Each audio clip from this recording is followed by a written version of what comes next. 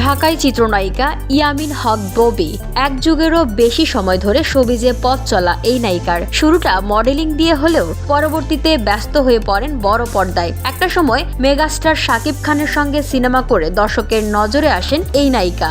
বর্তমানে দর্শকদের কাছে ববির পরিচয় কখনো লেডি অ্যাকশন স্টার, আবার কখনো বিজলি। কিন্তু ববির ক্যারিয়ারে এমন অবস্থানে আসার পেছনের গল্প খুব একটা সুখকর ছিল না।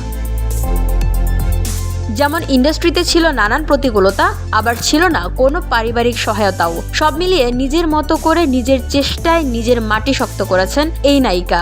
সম্প্রতি গণমাধ্যমকে দেওয়া সাক্ষাৎকারে ক্যারিয়ার নিয়ে নানান আক্ষেপের কথা জানালেন ববি। নায়িকা জানালেন তার বাবার পছন্দের কিছু ছবি করার ইচ্ছে রয়েছে তার, সেগুলো এখনো তিনি করেননি, তাই রয়েছে নানান আক্ষেপ ও ক্ষুধা। তবে সিনেমা ইন্ডাস্ট্রিতে আসাতে ঘোর আপত্তি ছিল ববির মায়ের। এই নায়িকার মা মনে করতেন মেয়ে এভাবে সিনেমা করলে অভিভাবক হিসেবে সম্মানহানি হবে তার, ফলে দেশের বাইরে যাওয়ার সিদ্ধান্তও একরকম নিয়ে ফেলেছিলেন ববির মা। ক্যারিয়ারে নিজের কাজের আক্ষেপ নিয়ে ববি বলেন, আমি বাবার সঙ্গে বেশ কিছু ছবি দেখে বড় হয়েছি, যেমন দীপু নম্বর 2, শাবানা আজমির আর্ট, উত্তম সুচিত্রার ছবি, যা বাবার খুব পছন্দ। আমি চাচ্ছি এখন কিছু কাজ করব।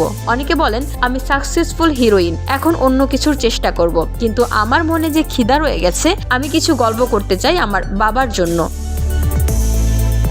ববি বলেন, আমার ছবি অডিয়েন্স পছন্দ করেছে, আই রেসপেক্ট দ্যাট, কিন্তু কমার্শিয়াল ছবিও ইন্ডাস্ট্রিজে থাকতে হয়, সেটা অনেক পরে বুঝেছি। আমি কাজ করেছি চোখ মুখ বন্ধ করে, তবে ইন্ডাস্ট্রিতে এমন বাজে সময়ে এসেছি, তাই খুব গর্ব হয়। আবার তখন পরিবার থেকেও 1% সাপোর্ট পাইনি। ক্যারিয়ার নিয়ে পরিবারে কতটা খারাপ সময় কেটেছে তা তুলে ধরে ববি বলেন, একটা সময় অনেক বাজে সময় আমি পার করেছি। মায়ের সঙ্গে আমার যে লড়াইটা চলেছে কাউকে ভাষায় বলার মতো না। আমার কিছু কোল্ড জুয়েলারি, ক্রেস্ট ও কিছু ক্যাশ আমি বাসায় এনে দিয়েছিলাম। আমার মা এসব দেখে ছুঁড়ে ফেলেন। বাইরেও পলিটিক্সের শিকার হয়েছি, বাসায় এসে চড়ও খেয়েছি। যেমন আমি দেহরক্ষী আইটেম গানে শুট করে বাসায় গিয়ে মার খেয়েছিলাম। VOD Bangla news desk.